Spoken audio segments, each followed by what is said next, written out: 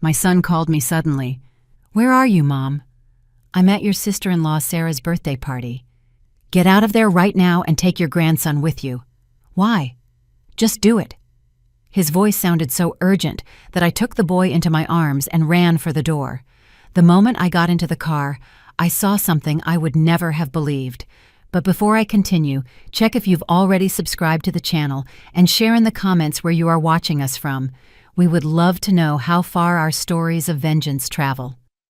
I was standing in my small kitchen in Boston while the aroma of herbed roast chickens spread throughout the house.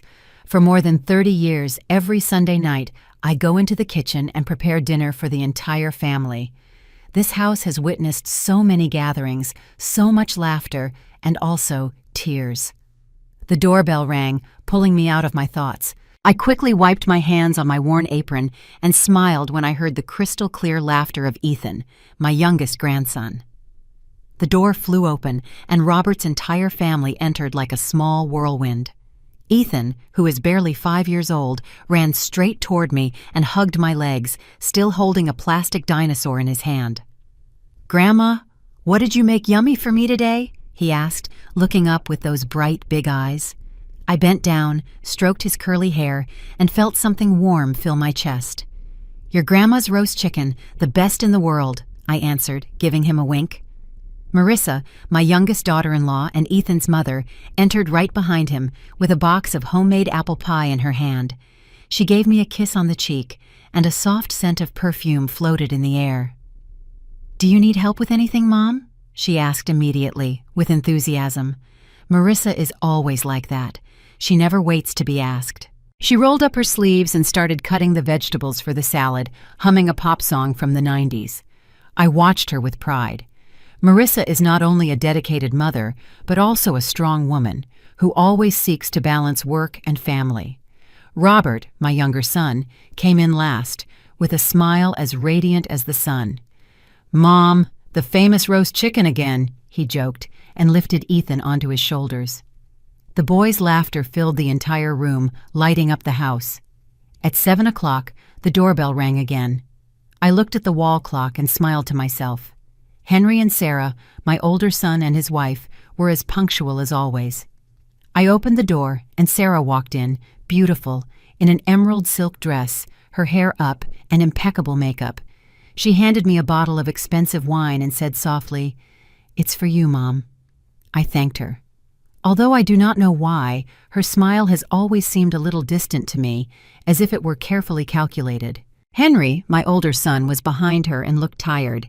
He had wrinkles on his forehead and deep circles under his eyes after a week working for the humanitarian aid organization. He just nodded, sat down on the sofa, and rubbed his temples as if he wanted to ward off a headache. Dinner began. The entire family gathered around the old wooden table, a witness to so many memorable moments. The aroma of the roast chicken and herbs made everyone sigh with pleasure. Robert, as always, livened up the atmosphere. He spoke excitedly about his new business project, his voice full of enthusiasm. Then he turned to Marissa and said proudly, "Mom, Marissa is about to be promoted. Her boss does not stop praising her. He says he has never seen someone so dedicated." Marissa blushed and interrupted him. "Oh, stop it! It was just luck." I looked at her, full of pride. She was humble, but I knew how hard she had worked to achieve it. I looked at Sarah and noticed she had stopped using her fork. She placed it on the table with a smooth gesture, but loaded with intention. Her smile was still perfect, but her eyes were cold. "How impressive, Marissa," she said in a serene voice. "It must be very difficult to balance a career and take care of Ethan." Her words sounded like a compliment, but there was something sharp hidden in them, like an invisible needle. Marissa stayed still for a second, then smiled and replied, "Yes. Luckily I have Mom and Robert who help me." I noticed her shoulders tensed a little, as if she was trying to hide her discomfort. The atmosphere at the table became a little tense. I quickly served a piece of chicken thigh to Ethan, hoping to break the awkward silence. "Eat a lot, son. That way you will grow up fast like your dinosaur," I said, winking at him. But Ethan, in his enthusiasm, dropped the piece of meat onto the floor. "Oh, sorry, Grandma," he exclaimed with a distressed face. Marissa immediately grabbed a napkin, knelt down to clean the floor, and comforted him. "It's nothing, my love. It was only a little." I smiled, touched by the girl's tenderness. But from the other side of the table, I heard a slight, almost imperceptible sound, a clicking of Sarah's tongue. She did not say anything. She just took a sip of wine. Her gaze stopped at the stain on the floor. Her gesture was subtle, but that look chilled me. It was not simple annoyance, but something deeper, colder. I tried to push that thought aside, telling myself that I was exaggerating. Maybe Sarah was just tired, or it was a passing moment. When dessert arrived, Marissa brought out her apple pie.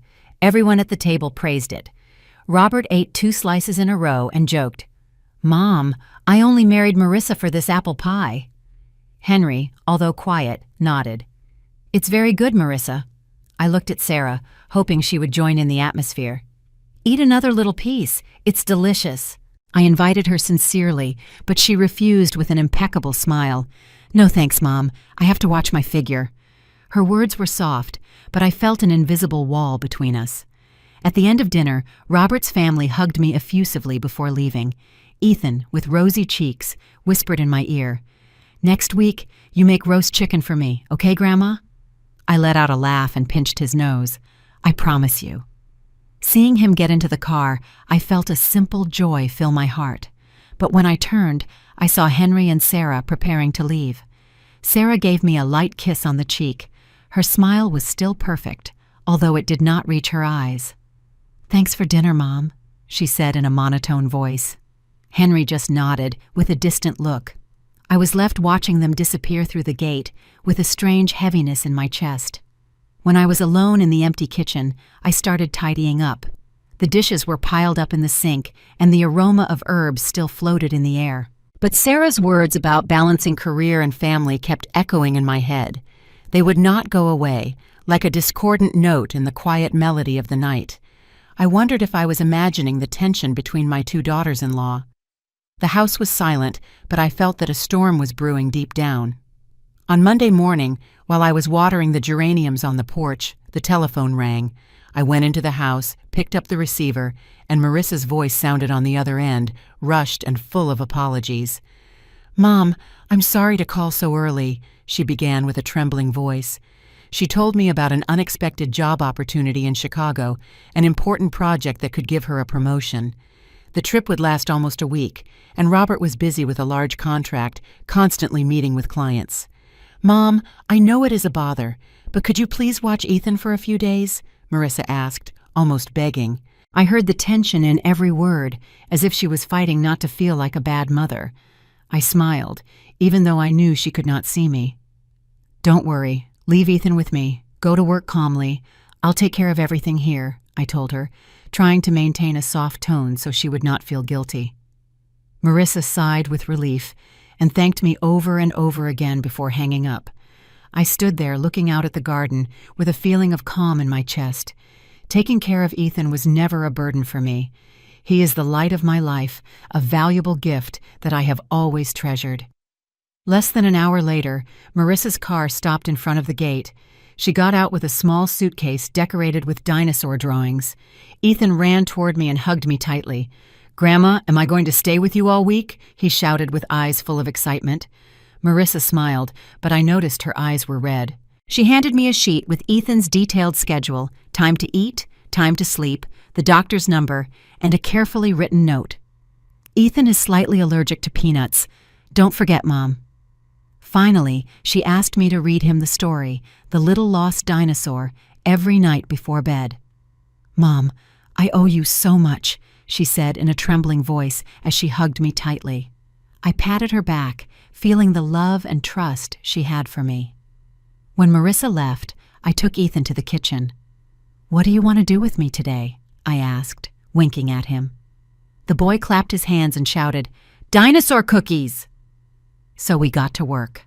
I took the flour, butter, and sugar out of the cabinet, while Ethan chose the dinosaur-shaped molds. The kitchen was soon filled with his laughter and the aroma of baked butter. Seeing him press the dough into the molds with his little fingers, I remembered the days when my sons and I also spent afternoons in this same kitchen. But that joy did not last long. A part of my heart was still unsettled by Sarah's cold look the night before, and I wondered if I was being too sensitive. Around 4 o'clock in the afternoon, while Ethan and I were coloring his dinosaur drawings on the porch, the house phone rang. I answered, and Sarah's voice sounded on the other end, sweet and cloying. "Hello, Mom. It's Sarah," she said with an almost melodious tone. "This weekend is my birthday. I'm having a small party at the house. You have to come celebrate with me." I smiled and told her I would go, but she continued, with a voice full of enthusiasm. "Oh, I heard Ethan is with you, right? Bring him too. My friends are dying to meet your grandson. He will be the star of the party." Her invitation chilled me. How did Sarah know Ethan was with me? Marissa had only just left him that morning, and I had not told anyone. A feeling of uneasiness ran through my body, but I pretended to be calm. "All right, the two of us will go," I replied before hanging up. I looked at Ethan, concentrated on coloring a triceratops, with his tongue sticking out from concentration. The joy of the afternoon dissipated a little, as if a cloud was covering the sun. I tried to shake off that feeling, telling myself that Sarah just wanted to be nice, that she was trying to integrate more into the family. But deep down, I could not forget the way she looked at me last night, or the clicking of her tongue when Ethan dropped a little food. It did not seem like a simple reaction. It was like a tiny crack in the surface of a perfect picture. That night, after reading The Little Lost Dinosaur to Ethan, I sat next to his bed and watched him sleep deeply. The dim lamplight cast a soft glow on his round face. His long eyelashes trembled with every breath. I stroked his hair tenderly, my heart full of love, but also with an anxiety I could not name. Sarah's insistence that Ethan had to attend the party kept going around in my head. Why was she putting so much emphasis on that? And why had her sweet voice chilled my blood? At midnight, a strange noise in the hallway woke me up. My heart leaped and began to beat strongly. I tiptoed, holding the broom handle as if it were an improvised weapon, but looking out, I only saw the neighbor's cat jumping nearby, its eyes shining under the moon. I let out a sigh and laughed at myself for being so suspicious. Even so, instead of going back to bed, I went into Ethan's room. The boy was still sleeping deeply, hugging his plastic dinosaur. I stayed there watching him, and a cold feeling of uneasiness ran through my chest. I adjusted his blanket and tried to convince myself that everything would be fine. That night I stayed awake, listening to the ticking of the old clock in the living room. Sleep did not come. The image of Sarah, with her melodious voice on the phone that afternoon, kept appearing in my mind. I sat up, with my bare feet on the cold floor, and went out onto the balcony, where my small garden rested under the silver light of the moon. The geranium pots remained motionless, as if they shared my worry. I took a deep breath, trying to sort out my thoughts. And then, as if a door to the past suddenly opened, an image from 4 years ago returned. It was Ethan's christening.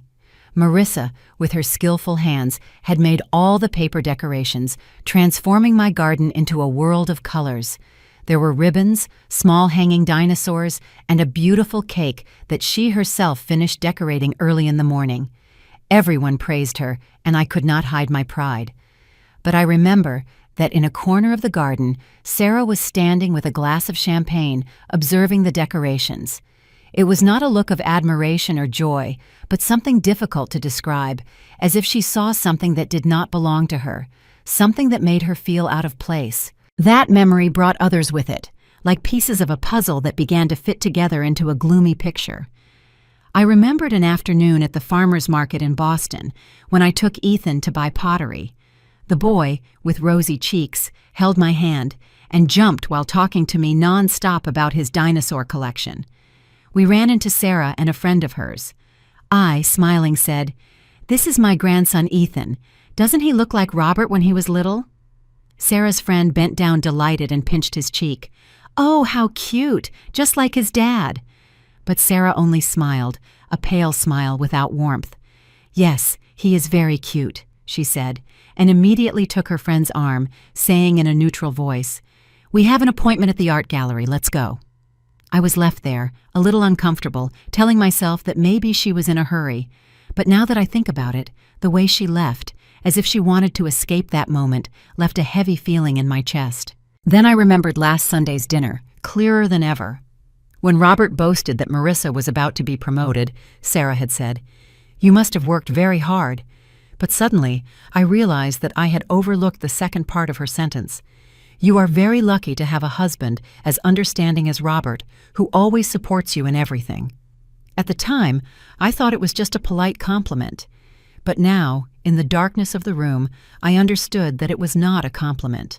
It was a veiled comparison, an invisible needle aimed at Henry, who was always immersed in his humanitarian aid work and barely had time for long dinners or unimportant conversations.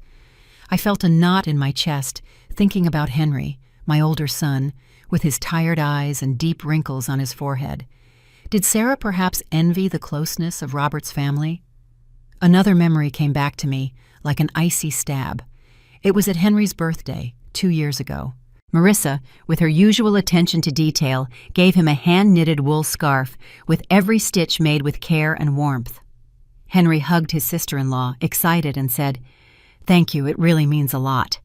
I saw how his eyes lit up, as if he had recovered a little joy. But Sarah, she gave her husband an expensive Swiss watch, shiny and perfect, just like her.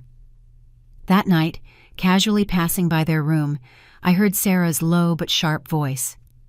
"You liked the scarf more than my gift, didn't you? The simple things with feeling always win." Her tone was not one of anger, but of bitterness, as if enduring a wound that no one saw. I left the balcony and went into Ethan's room. The boy was sleeping deeply, holding a plastic dinosaur tightly, smiling slightly in his dreams. I adjusted his blanket tenderly, feeling immense love, but also a growing concern. Those memories alone seemed like just small waves, fleeting and easy to forget, but now they joined together in an undertow, strong and terrifying. I began to understand that the tension between Sarah and Marissa was not simple envy between two daughters-in-law. It was a deep dissatisfaction, a feeling of being ignored, of being relegated, that Sarah had kept silent for a long time, and Ethan, with his innocent smile and the affection the whole family had for him, seemed to have inadvertently become the center of that frustration. I sat in the chair next to my grandson's bed, gripping the edge of the blanket. The uneasiness I had felt since Sarah's call that afternoon turned into true fear. I wondered if I was exaggerating, if the truth was making me too sensitive. But Sarah's eyes, her smile that did not reach her eyes, and that sweet but cold voice kept tormenting me. I looked at Ethan, his face calm in sleep, and I knew I could not risk it. Tomorrow, at Sarah's birthday party, I would not let the boy out of my sight for a second. The following afternoon, I stood in front of the mirror and carefully tied a small blue bow to Ethan's collar, which highlighted his best outfit.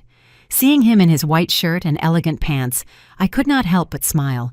"You look like a little prince," I told him, gently pinching his cheek.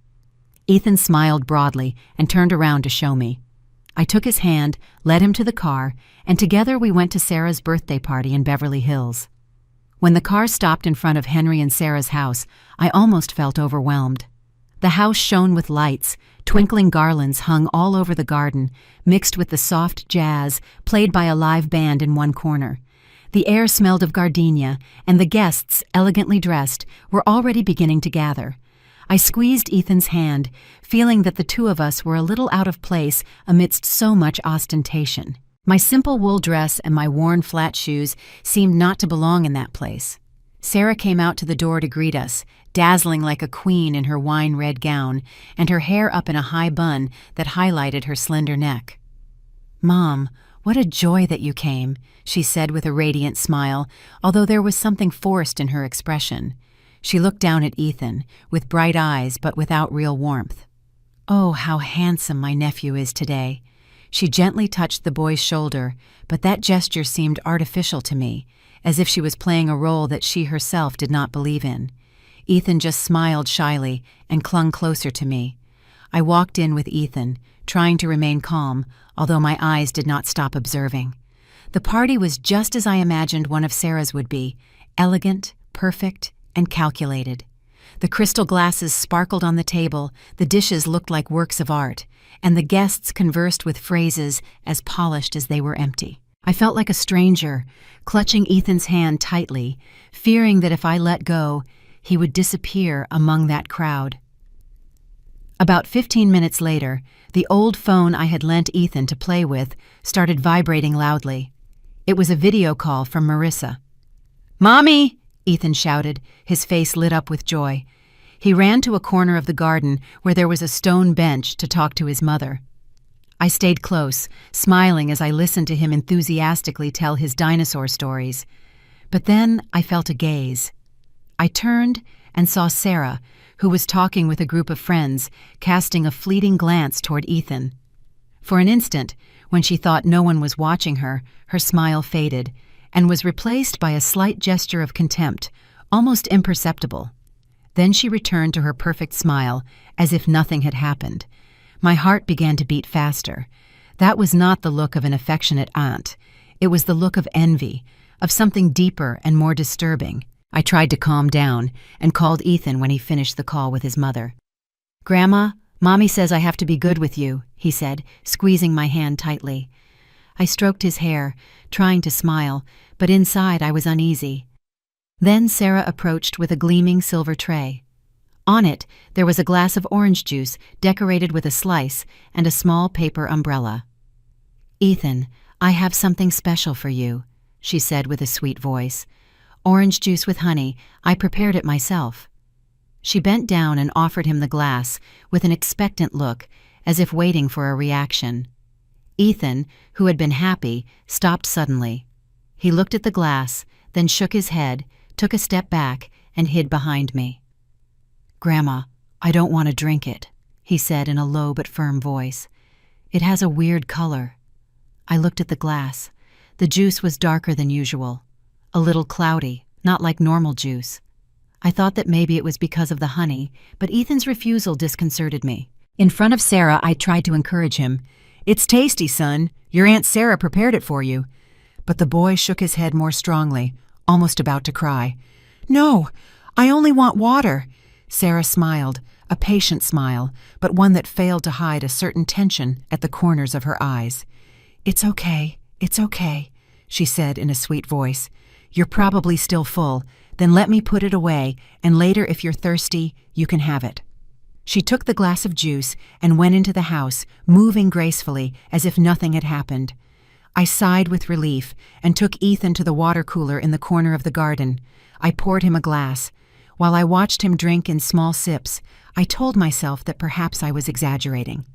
But Sarah's look, that slight gesture of disdain, and her insistence with the orange juice kept giving me a bad feeling. The party was getting more and more lively. The jazz gave way to faster rhythms, and people started dancing. Ethan, with his eyes half closed from sleep, was clearly not having fun. He pulled my sleeve and whispered, "Grandma, let's go. I'm sleepy." I stroked his hair, also wishing to leave there as soon as possible. I looked around for Sarah to politely say goodbye, but Ethan pulled my hand harder. "Grandma, I want to go to the bathroom," he said with a demanding tone. I pointed to the end of the hallway that led into the house. "The bathroom is over there. Can you go by yourself?" Ethan nodded and ran off, still clutching his plastic dinosaur in his hand. I stood there, keeping my eyes on the hallway, counting the seconds until he returned. The decision not to lose sight of him became firmer than ever. But right at that moment, the phone inside my purse started vibrating loudly, as if warning me of something. I took it out and looked at the screen. It was Robert's number. A bad feeling ran through my body and my pulse quickened. I pushed my way through some guests and quickly went toward the back terrace, where there was an old iron table and almost no one was passing by. The fresh night air made me shiver, or perhaps it was the fear that was beginning to grow in my chest. "Hello, Robert? What's wrong, son?" I asked, trying to keep my voice steady, although my heart was pounding. On the other end, I did not hear the cheerful, energetic voice of my younger son. Instead, a series of broken sounds, covered by the whistling of the wind, as if Robert was somewhere desolate. "Mom, where are you?" His voice sounded broken, full of panic. I squeezed the phone tightly, feeling the ground opening up beneath my feet. "I'm at your sister-in-law Sarah's birthday party. Why are you calling? Did something happen?" I replied with a trembling voice, trying not to lose my calm. "Get out of there now!" Robert's scream was so sharp that I jumped, almost dropping the phone. "Take my son with you, right now!" And those words went through me like a knife. I felt my blood stop. My breathing was heavy. "Why? Robert, what's happening? Tell me what's going on!" I shouted, almost breathless, not stopping looking toward the hallway where Ethan was. "Ethan went to the bathroom." "Don't ask anything!" Robert interrupted me, his voice broken by fear. "Do it, Mom. Do it now. Henry just called me. The signal was very bad, but he said, 'Hurry, Mom. Find Ethan and go. Don't let anyone see you.'" Before I could say another word, the call suddenly cut off. Only the long, cold beep remained, like a sentence. I stood motionless, with the cold phone in my hand, feeling the life draining out of me. Henry? Why was Henry calling Robert? And why did Robert's voice sound so full of panic? Dispersed fragments of the last few days, Sarah's cold look, the slight gesture of contempt, the glass of orange juice with a strange color, were no longer just invisible needles. They joined together, forming an icy spear pointing straight at my chest. I felt short of breath, as if the air in the elegant garden had become toxic. The party, with its bright lights and false laughter, now seemed like a trap to me. I put the phone in my pocket without losing a second. My heart was pounding, about to burst. I ran toward the house. In my haste, I bumped into a waiter carrying a tray of glasses. The crystal glasses fell to the floor, exploding with a dry sound that mixed with the jazz coming from the garden. "Sorry," I murmured without looking back. The curious looks around me no longer mattered. Only Ethan. He was all that mattered. "Ethan?" I called him, trying to keep my voice steady, but panic was already filtering into every word. "Are you done, Ethan?" I pushed the bathroom door hard, but the room was empty. The toilet had just flushed. The faucet was still dripping, but there was no one. A wave of terror squeezed my chest. Where could he have gone if he had only just entered a few minutes ago? I turned. I ran toward the living room, scanning the place desperately. Unfamiliar faces, polite smiles, everything mixed like a blurry painting. I did not see the familiar curls, nor the small silhouette of my grandson anywhere. "Ethan! Ethan!" I shouted louder, no longer worrying about appearances. Some guests turned around, others whispered among themselves, but I did not care. I felt trapped in a nightmare, where everything moved in slow motion, except the fear that consumed me. A thought crossed my mind. The kitchen. Maybe Ethan was thirsty and went to look for the glass of water I had served him earlier. I ran toward the wooden saloon-style swinging doors, which led to the kitchen, and pushed them so hard that the hinges squeaked. Inside, the kitchen was much quieter than the hustle and bustle outside. Only the hum of the refrigerator could be heard, and the yellowish light illuminated dirty dishes and food scraps on the counter. I looked around, hoping to see Ethan there, maybe playing with his plastic dinosaur. But no. He was not there. And then I saw her. Sarah was standing with her back to me, next to the counter, in a corner of the kitchen. She was doing something with great concentration, as if the world did not exist. In her hands, she had a glass of orange juice with a small umbrella, the same glass that Ethan had refused. My heart stopped. I held my breath, hidden behind the ajar door, not daring to move. Through the gap, I saw how Sarah carefully opened a small, unlabeled glass jar. Inside there was a transparent liquid that shone under the light. With her long, delicate fingers, she tilted the jar, letting one drop, then another, fall into the juice. Then she took a small spoon and stirred slowly, with chilling precision, as if performing a ritual. I felt the blood in my body freeze. Robert's warning echoed in my head. "Find Ethan and leave right now." I wanted to scream, run, and snatch that glass from her, but my feet seemed nailed to the floor. I unconsciously took a step back, and the heel of my shoe hit the door, producing a dry clack that broke the silence of the place. Sarah jumped and turned abruptly. Her eyes widened, horror painted on her normally perfect face. For an instant, I saw the truth. A Sarah without masks, without the disguise of elegance. But it only lasted a second. She took a deep breath, and an icy smile, sharp as a razor, appeared on her lips. She picked up the glass of orange juice and raised it toward me, as if offering it kindly. "Oh, Mom," she startled me. She said in a calm voice, although I managed to notice a slight hidden tremor. "I was going to take it to Ethan." I looked into her eyes, feeling I was facing a wild animal pretending to be harmless. I pointed at the glass, my voice hoarse with fear and rage. "What? What did you put in there?" The words came out before I could think, as if my body was acting on instinct. Sarah let out a short, shrill laugh, like the sound of glass breaking. "Just cake syrup, Mom," she replied with feigned sweetness. "The chocolate cake is a little bitter, so I added a little vanilla syrup to the orange juice so it tastes better. Don't worry," she emphasized those two words. "Don't worry." But her eyes said the opposite. They were cold as ice and seemed to say to me, "You saw it, and what are you going to do now?" I knew I could not confront her at that moment. Not there. Not while Ethan had not yet appeared. Her explanation, although it sounded logical, only confirmed my suspicions. That glass was not safe. I could not let her discover my doubts or give her time to react. "Me? I have to look for Ethan," I said with a choked voice, and ran out of the kitchen. I left Sarah there, with the deadly glass in her hand, and there was only one thought in my mind: find my grandson, now. And then, like a flash of lightning in the middle of the nightmare, I saw him. Ethan had just come out of the bathroom, his eyes sleepy, rubbing his face. When he saw me running toward him, he stood still, his mouth ajar, not understanding. I did not lose a second. I knelt down and hugged him tightly, feeling the warmth of his body in my arms.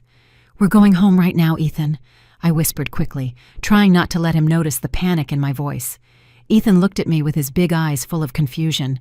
"But Grandma, the party," he began to say, but I did not let him finish. With a strength I did not even know I had, I lifted him into my arms, although my legs were trembling from age and tension. Ethan, scared, wrapped his arms around my neck, and his plastic dinosaur scraped my shoulder hard. I had barely reached the main foyer when I heard Sarah's voice from the kitchen. "Mom, where are you going? The party isn't over yet." Her tone no longer had a trace of sweetness. Now it sounded threatening, without masks. My heart pounded, but I did not turn around. I just ran. I pushed the main door and stumbled out into the fresh night air in Beverly Hills. The wind made me shiver, but not from the cold, but from the fear that was gripping my chest. The heavy iron gate loomed in front of me. I put Ethan down on the ground, and using both hands, I pulled the latch, my heart pounding so hard it seemed to want to jump out of my chest. The dry sound of the metal unlocking resonated like a final point for our escape. "Grandma, Aunt Sarah," Ethan murmured, but I squeezed his hand and pulled him with me toward the empty street. The streets were silent, illuminated only by the dim yellow light of the old lampposts. There was not a single taxi. I looked around, desperate, and then Sarah's voice sounded again, closer, sharper. "Mom, stop right now!" she screamed, with a fury that sounded like a cornered animal. I squeezed Ethan's hand and we ran along the sidewalk. My legs hurt, but I did not dare to stop. "Run with me, son," I whispered, my voice breathless. Despite the fear, the boy kept running, staggering with his little feet on the pavement. Just then, at the end of the street, 2 bright headlights approached. A taxi! I waved my arms like crazy, almost throwing myself into the road to stop it. The driver slammed on the brakes, his irritated face peering out from behind the windshield. "What's wrong with you, lady?" he shouted. But I did not care. I opened the back door, pushed Ethan inside, and climbed in after him, almost falling onto the seat. "Go, please, fast!" I begged, gasping. The driver threw me a look in the rearview mirror, but stepped on the accelerator. The car had barely moved a few feet when I looked back through the window. Sarah had reached the gate, with no trace of elegance left. She stood there, her eyes shining under the streetlight, as if she wanted to pierce the car, taking us away with her gaze. But then, behind us, a sharp sound broke the night. A siren. I turned my head and felt my stomach drop to the floor. 3 police cars, with blue and red lights flashing, were approaching at full speed. One stopped in front of Henry's house gate. The other 2 crossed the street, forcing our taxi to stop. The driver swore and looked at me furiously. "What mess have you gotten me into, lady?" I did not answer. I just hugged Ethan tightly, feeling his small body tremble in my arms. "Grandma, the police," he whispered, his voice trembling. The door of the front police car opened. The one who got out was not an unknown officer in an impeccable uniform. It was Henry, my older son. He was wearing the rescue team uniform covered in mud, as if he had come from a battlefield. His face was pale, his eyes red from exhaustion and tension. When he saw Ethan and me inside the taxi, his legs almost gave way. He held onto the car to keep from falling. "Mom, Ethan," he murmured, his voice broken by relief. I had never seen Henry like this, as if the weight of the world had just fallen off his shoulders. A tall police officer, with a badge that read Officer Miller, approached and gently knocked on the window. "Mrs. Clark, please calm down. You and the boy are safe," he said in a serious and reassuring voice. But I was still trembling, not from cold, but from the fear still running through my veins. I opened the door and got out of the car, not letting go of Ethan. The boy clung to me. His plastic dinosaur fell onto the seat, but he did not even bother to pick it up. Henry ran toward us and hugged us tightly. "Thank God you're okay," he said through tears, squeezing us as if afraid we would disappear again. "What's going on, son?" I asked, my voice broken, almost unable to control it. "How did you know?" I looked into Henry's eyes, seeking answers to everything that had just happened. The glass of orange juice, Sarah's cold look, and Robert's desperate call. Henry took a deep breath, as if he needed to gather all his strength to tell a story that he knew would tear my soul apart. He began to speak in a choked voice, as if every word had to fight to come out. A few hours earlier, while he was in a disaster relief zone for the California wildfire victims, where the phone signal was unstable, Henry had called Sarah to check on her. The call lasted only a few sentences, and then it cut off. He thought it had ended, but it had not. On the other end of the line, Sarah also thought the call had been interrupted. But the microphone was still active, and Henry accidentally overheard a conversation between her and a close friend. Sarah's poisonous words resonated through the phone, speaking of the envy she had been harboring in her heart, of how Marissa and Ethan had taken all the family's attention away from her. And then he heard something horrifying. "Just a little. No one will suspect anything. They'll think it was a sudden allergic reaction to something at the party." Henry said he was paralyzed. In the middle of that deserted area, with no signal, no way to contact the city police, he ran desperately looking for a place with coverage. He crossed roads full of mud, under the furious wind of the wildfire, just to make one call. To Robert. He screamed a warning before his phone completely died. "Mom, I did not know Sarah had gone this far," Henry said, his voice broken and his eyes red. "I thought she was just jealous, sad. I never imagined she was capable of something like this." I stood there hugging Ethan, feeling my heart break into pieces. The suspicions, the bad feelings I had had all that time, Sarah's cold look, the gesture of contempt, the strange juice glass, were not imaginations. They were real, a horrible truth that I did not want to accept. I looked at Henry, saw the pain in his eyes, and knew he was as devastated as I was. Not only had he lost the woman he loved, but he had to face the fact that she had planned to harm her own nephew. While Henry was speaking, a group of police officers burst into the house. The sound of their firm footsteps and serious voices echoed inside. Minutes later, Officer Miller came out, followed by another agent holding a transparent evidence bag. Inside was the glass of orange juice with the paper umbrella and a small, unlabeled glass jar, the same one I had seen when Sarah poured the liquid. I felt the blood freeze in my veins, but at the same time, a strange sense of relief washed over me. Ethan had not drunk that glass. He was safe. Then they brought Sarah out. She was no longer the radiant queen of the party. Her hairstyle was undone, her makeup smeared with tears of rage. Her hands were handcuffed behind her back, but her gaze was still cold, full of hatred. Seeing me, she struggled with the police officer and shouted, not at Henry or the agents, but at me. "It's all your fault!" she shrieked, with a voice so sharp it seemed to break the night. "I wasn't going to kill anyone. I just wanted justice. It was always Robert and his son. And me? And Henry? Do we not exist to you?" Sarah's poisonous words were like knives stabbing into my heart. I stood there paralyzed, feeling the whole world collapsing. I wanted to scream, to tell her that I never tried to abandon her, that I only wanted the family to be at peace, but I could not utter a word. I just held Ethan tightly against my chest, hiding his face in my shoulder, so he would not see Justice take his aunt away into the darkness. "Don't look, son," I whispered in a trembling voice. "Grandma is here with you." The following days passed as if I were trapped in a thick fog. Robert and Marissa returned that same night. When the door opened, Marissa ran toward me without saying a single word. She just hugged Ethan and me tightly. She was trembling, and her tears soaked my shoulder. "Mom, thank you," she murmured between sobs, as if trying to restrain herself from completely breaking down. Ethan, still drowsy and confused, nestled against his mother, strongly hugging his small plastic dinosaur. I stroked her hair, holding back my own tears. "I'm here, daughter," I told her, although deep down I knew that none of us would ever be the same. My house became the epicenter of a storm. The police arrived the next morning with their questions and notebooks. I sat down at the dining room table and recounted everything in detail, my voice trembling, but trying to maintain clarity. From the glass of orange juice that Ethan rejected, Robert's desperate call, to the terrifying moment in the kitchen when I saw Sarah pour an unknown liquid into the glass. Every word that came out of my mouth was like a stab, painful, but necessary. Officer Miller took notes carefully. His gaze showed empathy, although he remained firm. "You did the right thing, Mrs. Clark," he told me at the end. "Thanks to you, the boy is safe." But those words of comfort could not calm the pain I carried inside.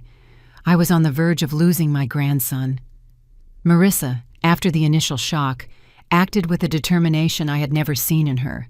She reviewed all the old messages on her phone and found some that Sarah had sent her. "You got another award at the company, right? A married woman with so much success. Be careful that your husband feels lonely," said one, with that sarcastic tone disguised as kindness. Another message was even colder. "Ethan looks more and more like Robert. Henry, on the other hand, has no one to look like." Marissa handed them over to the police, her face pale, but her gaze firm. "I never imagined she hated us so much," she told me later, her voice broken. I could only take her hand, not knowing what to say to alleviate her pain. Robert also found a recording of Henry's last voice message. Although it only lasted a few seconds, his desperate scream, "Sarah! Ethan! Danger!" was clearly audible, enough to strengthen the evidence. I listened to that recording several times, and every time I heard his voice, I felt my heart being squeezed.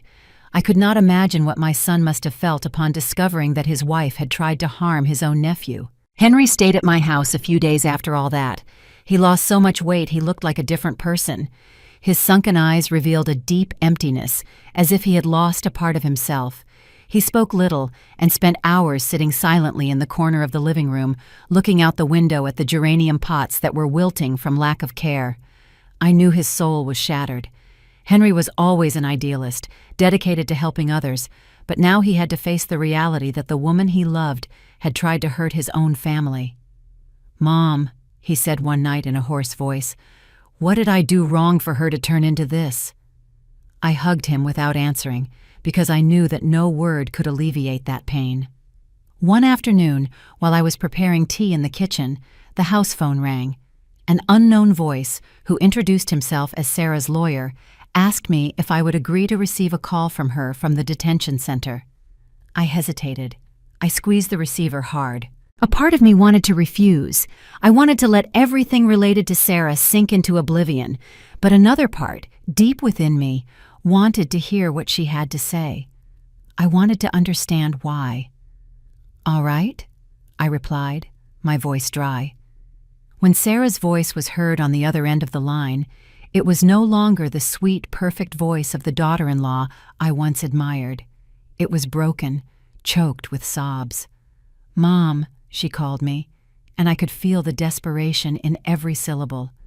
"I'm listening," I replied, in a colder tone than I imagined, as if my heart had built a wall to protect itself. "I'm sorry," Sarah began through tears.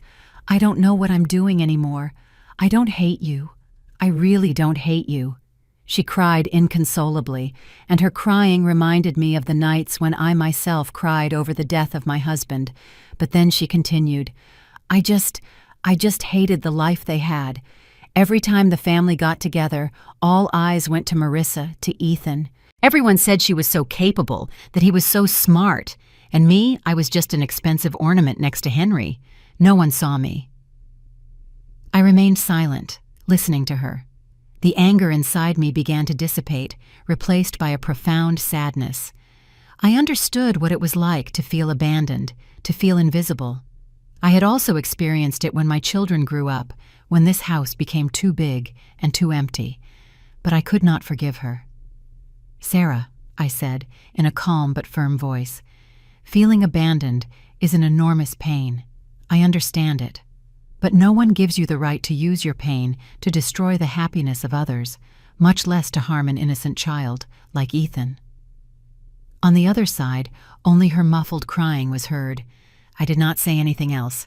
I hung up carefully, feeling that I had just let go of a great weight. The trial was held a few weeks later. With my testimony, Henry's, Marissa's messages, and the result of the poison analysis in the orange juice, Sarah was convicted of attempted murder. The day of the sentencing, I did not go to the courthouse. I stayed home, hugging Ethan while reading him the story of the little lost dinosaur. His crystal-clear laughter filled the room when I imitated the dinosaur's voice, but inside me, the pain was still there. I had protected Ethan, but I knew my family would never be the same. Summer arrived, bringing the first warm rays after the storm. The geraniums on the porch of my house in Boston bloomed again, their red flowers reminding me that life, however wounded it may be, always seeks a way to get back up. The little house that was once the center of chaos began to recover its calm. I stayed on the porch, watering the pots, feeling the water seep into the earth, and I knew, deep down, that my family was also finding its way to heal. Robert and Marissa decided to move into a house just a few streets from mine. They said they wanted Ethan to be close to his grandmother, so the boy could come whenever he wanted. Marissa, with her sweet but firm smile, now usually stops by my house after work, bringing a bag of fresh fruit or a small box of homemade apple pie. We sit on the porch, drinking chamomile tea, talking about unimportant things, work, the weather, or small plans for the future. Mom, next week I want to take Ethan to the zoo, she told me once, her eyes shining. He loves dinosaurs. I'm sure he'll be fascinated. I smiled and nodded, but deep down, I still felt a small scar every time I thought about what had happened. Marissa seemed to understand it. She took my hand, saying nothing, just transmitting a little of her warmth to me. Henry, my older son, filed for divorce. I know it was not an easy decision. Every weekend he drives to my house, bringing with him a calm that he did not have before. He is no longer dejected as in the first days after everything happened, but his eyes still hold a deep sadness. I see him find solace in physical labor, repairing the wooden fence that was already wobbly, pruning the dry branches in the garden, or cleaning the old window frames.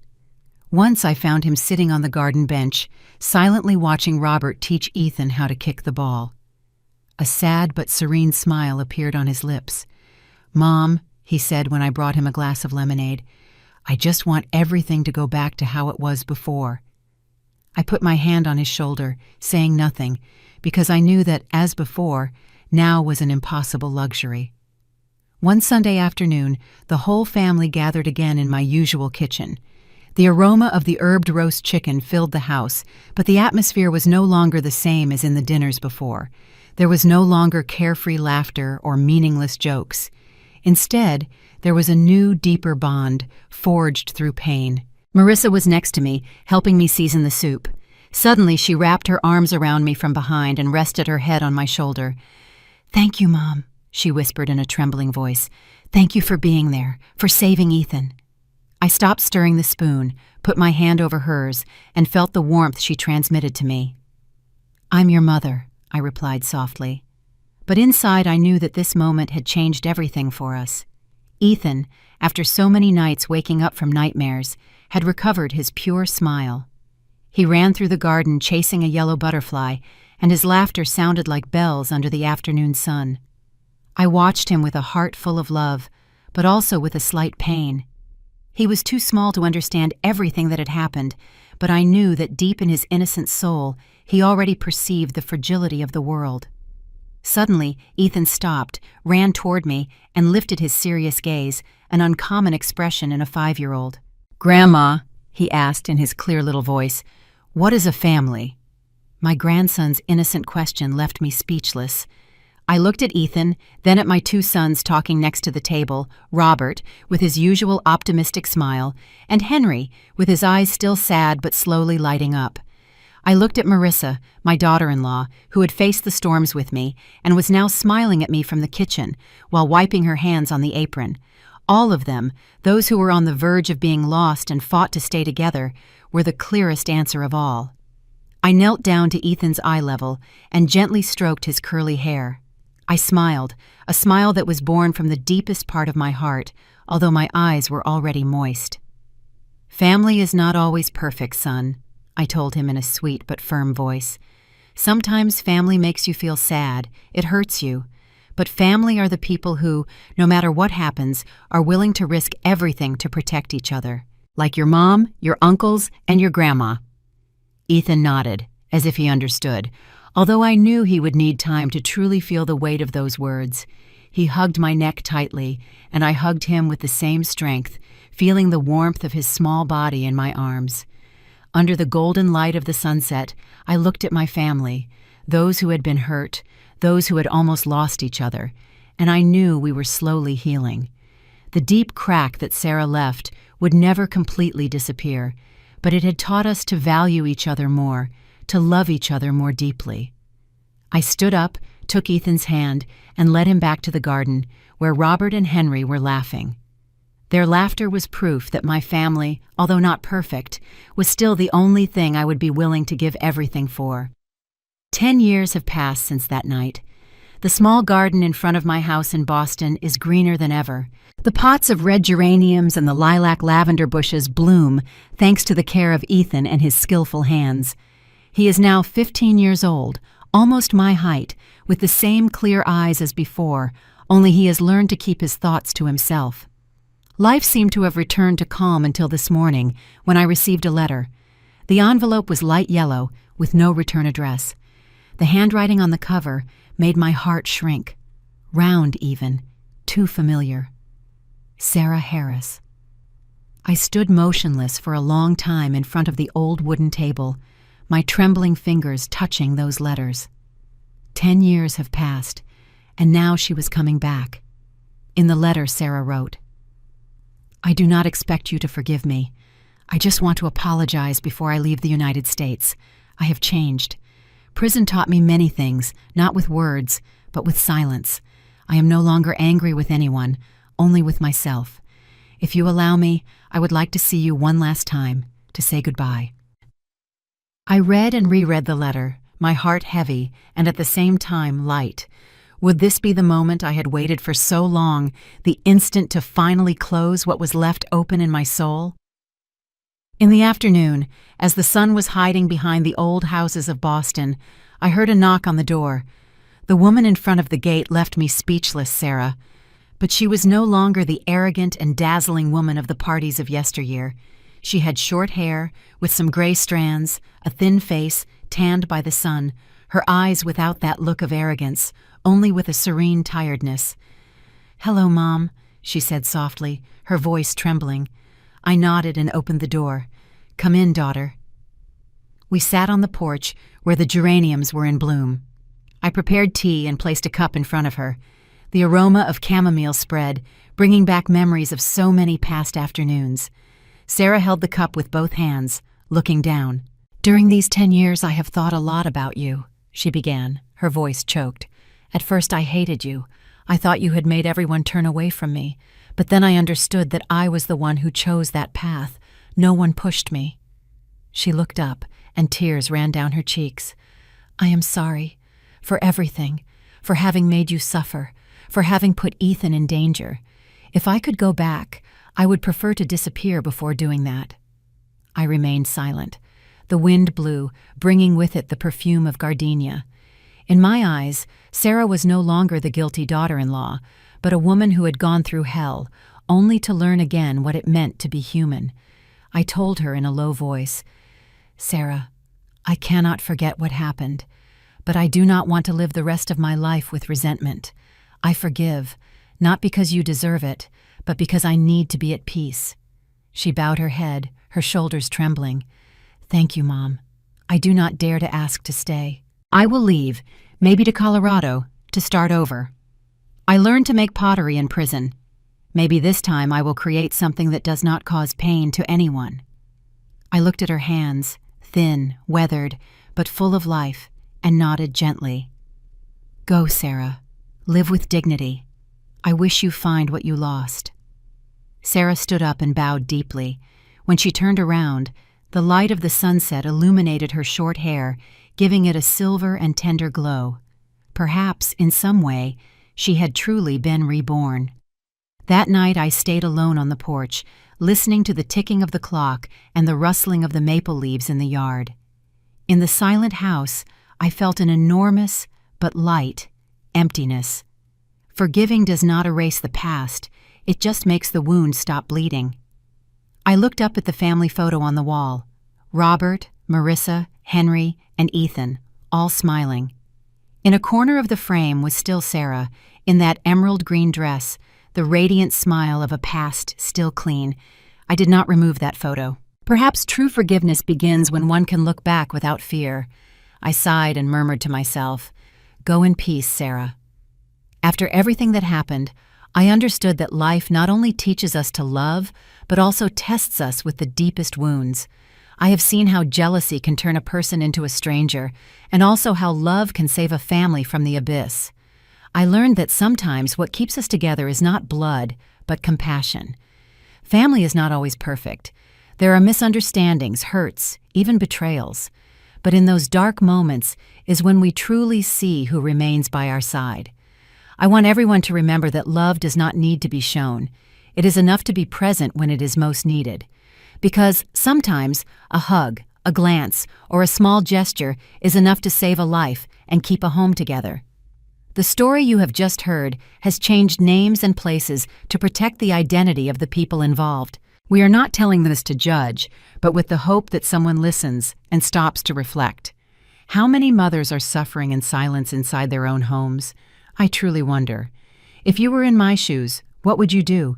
Would you choose silence to keep the peace, or would you dare to face everything to reclaim your voice? I want to know your opinion, because every story can become a candle that illuminates the path of others. God always blesses, and I am sure that courage will lead us to better days. For now, on the final screen, I will leave 2 of the channel's most beloved stories. I am sure they will surprise you. Thank you for having stayed with me until this moment,